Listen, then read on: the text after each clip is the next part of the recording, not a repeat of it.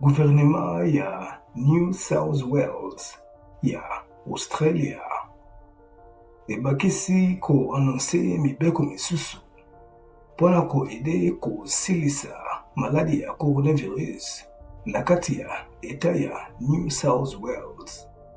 Ndenge ba infection ya maladi ya coronavirus ezali ko continue ko bakisama na kati ya eta ya New South Wales. Gouvernement ebakisi mikolo ya kokangama ya eta ti le 28 août 2021. Mibeko oyo ezali pona bato panso oyo bavandi bisika ya Greater Sydney, Blue Mountains, Central Coast, Wollongong na Shell Harbour.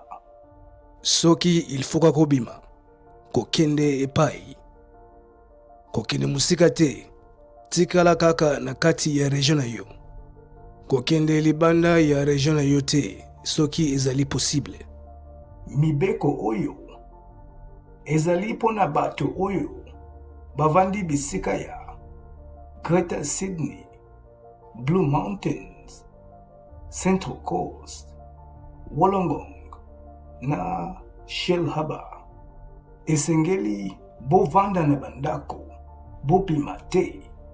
Gouvernement ya New South Wales ezali penza kolandela ba conseil ya département ya santé pona ko informer batu banso ba changement ya mibeko oyo batu basengeli kolanda na makambo oyo etali maladi ya coronavirus na kati ya New South Wales. Yango wana mibeko oyo epesami sika oyo pona batu banso oyo bavandi na esika ya Greater Sydney, Central Coast, Blue Mountains, Wollongong na Shell Harbour. Kobima libanda ya region na yote soki mo ezali. Limite ko kutana na batu oyo bavandaka na bandako misusu. Mibeko ya koyamba bapaya na bandako échanger. Ndenge ba infection ya maladi ya coronavirus ezali ko continue ko bakisama na kati ya eta ya New South Wales.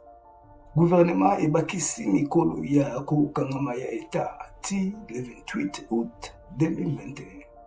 Yango wana mibeko oyo epesami sika oyo pona batu banso oyo bavandi na esika ya Greater Sydney, Central Coast, Blue Mountains, Wollongong na Shell Harbour.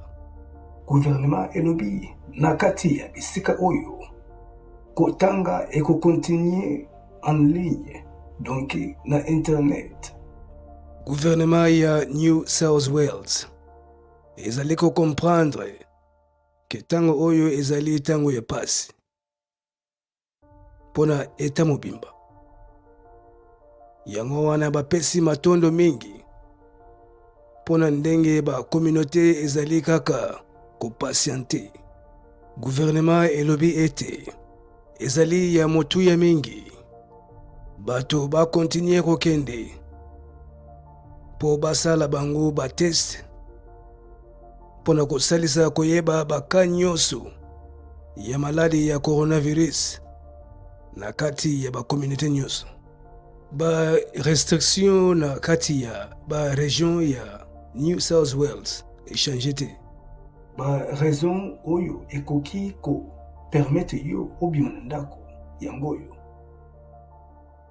kokende kosomba biloko ya kolia to pona kozwa ba besoin personnel ya ba ménage to ba besoin ya bana, ba besoin ya banyama oyo ozali kobokola to pona kokende mosala kokende kotanga